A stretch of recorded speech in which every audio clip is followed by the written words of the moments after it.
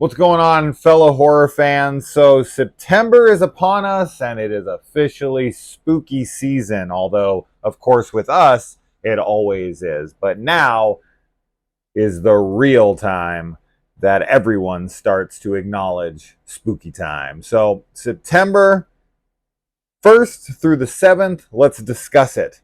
So, we got 7 new horror films that I could find that all come out weirdly today. September 1st. I couldn't find any other titles for the whole rest of the week. So here we go. First, starting with Perpetrator. Perpetrator is a film I really honestly couldn't wrap my head around as far as what the plot was, but I'll try my best from what I read. Now, this is from Jennifer Reeder, who directed the films Night's End and Knives and Skin, as well as the wraparound for VHS 94. This movie has I'm assuming probably not a starring role, but at least somewhat of a role for Alicia Silverstone, who I most recently saw in a very great horror film called The Lodge. So it's cool to see her back. Now, as far as the plot goes, all I could tell from what I read in the trailer is there's a young girl named Johnny, and she is getting into trouble. She's taken in by her aunt, and she finds out about this power that she can get called the Forevering, which she then adopts on her 18th birthday. And in the town that she has now moved to, there are girls that are going missing, and she's going to use her powers to try to find the perpetrator. The trailer was kind of all over the place. It felt like this very bizarre comedy. The opening quote from somebody said that it was a mix between David Lynch and John Hughes. From the trailer, maybe something like Heathers or something. I honestly couldn't tell, but I'm interested, and this is streaming on Shudder now, so if that sounds interesting to you, that's where to find it. Next up, we've got Beaten to Death. Now, this one, from what I can tell, is only in select theaters, not one around me, unfortunately, but maybe it might be by you. This is an Australian film that comes from the same studio that just recently brought us the Last Shift remake, Malum. And in this one, you have a character named Jack who is put into a predicament. He has to make a very difficult choice, and then the dominoes start to fall from there, and things go worse and worse, and it becomes a game of survival. And from what I can tell, and the title would suggest this does seem like a very brutal film. So for horror fans who are looking for something with a little bit more bite to it, this definitely looks like maybe the most hardcore of the bunch. So definitely one I'm looking forward to as soon as I can get my hands on it. But if you're lucky enough to check it out in your area, go do so. So next up, we've got All Fun and Games. This one stars Natalie Dyer from Stranger Things and Asa Butterfield, who was a child actor. I most notably know him from Ender's Game. And this one is currently streaming on VOD for you to rent and is also in select theaters. Now, this one is set in Salem, and this is about kids who find this cursed knife.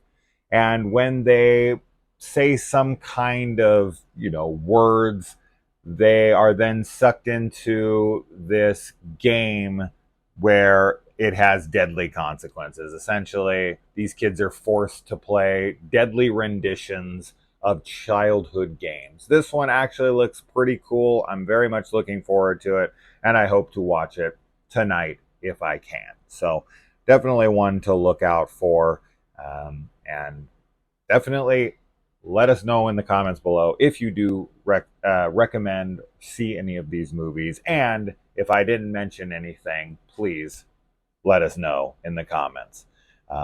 Next, we have Don't Look Away. Now, this is based on a video game called Stay Close. This looks very interesting. It has a It Follows vibe to it from the trailer anyway, and it is about a killer mannequin. And from what I can discern from reading some stuff and watching the trailer, it's one of these don't blink, don't look away from it. If you do, it can't move while you're looking at it. But if you aren't looking at it, it can kill you. So if somebody has a fear of inanimate objects, most notably dolls, then definitely check out this trailer, see if it strikes your fancy, and go check it out. This one also is in select theaters, and I couldn't get a definitive answer on if it was on VOD or not, but definitely check. Okay, next up we have hashtag Chad Gets the Axe. This is based on a short of the same name, and it is about 4 influencers who are going to a place called Devil's Manor and filming while trying to get as many views as possible. Obviously, the more things go wrong for them, the higher the views get, the scareder they get, but the more encouragement they have to stay because, of course, they are attention whores, much like all of us YouTubers or social media people. And this one definitely looks like a horror comedy in the vein of something like last year's fantastic film, Deadstream, which I just got the Steelbook Walmart exclusive. I couldn't recommend it higher. Excellent film. It does seem like it's trying to go in that way with the social commentary of the social media generation and how we'll do anything for clicks. Now, will it hit the levels of excellence that Deadstream did? Remains to be seen, but the trailer looks fun enough, and I will definitely be checking it out at some point. Okay, these last 2 are definitely going to be for a very niche audience. The first being Demonic Toys Jack Attack. Now, Demonic Toys is a film that I remember seeing back all the way in 1992, a Full Moon Pictures production. If you're familiar with Full Moon, you kind of know what you're getting yourself into. Now, this is probably the 5th Demonic Toys film at this point. I know there was a Demonic Toys 2, there was a Demonic Toys versus Puppet Master, and another Demonic Toys versus something. So this is definitely not the first. This one specifically focuses on one character from the Demonic Toys franchise, and that is the Jack-in-the-Box Jack Attack, much like recently the Puppet Masters did a Blade film. And as far as the synopsis goes, if you have any interest in it, it is about a young girl who suffers some kind of trauma, which makes her not talk. And she then is gifted this Jack-in-the-Box, which she becomes partial to, and this Jack-in-the-Box is, of course, evil. Honestly, the girl in the trailer, not the one who gets the Jack-in-the-Box, but another one, looks a whole hell of a lot like Jane Levy, which it isn't her, obviously. She wouldn't do a movie like this, but when I first saw her, I was like, is that Jane Levy? And of course it was not, but anyways, if you're into these kinds of movies, maybe you'll want to check it out. And lastly, this one's more going to be mentioned just because of who is in it. And for those of you out there who have small kids who you may want to watch something horror-esque with, and this is a new R.L. Stine film called Zombie Town, which has Dan Aykroyd and Chevy Chase in it, which was pretty wild to see because I haven't seen them on screen in a good while. And as far as this film goes, there's these kids who play this like forbidden tape or lost tape or something in a cinema, and it turns the town into zombies.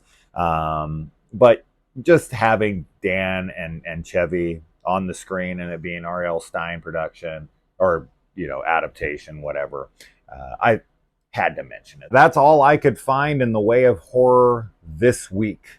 I could not find any television series or video games coming out in this week. But as I said, if you know of any that I forgot to mention here or did not find, please let us know in the comments below. And if you want to stay on top of absolutely everything horror, consider subscribing, liking, sharing. You know the drill. So until next week, guys, yeah, I hope you enjoy.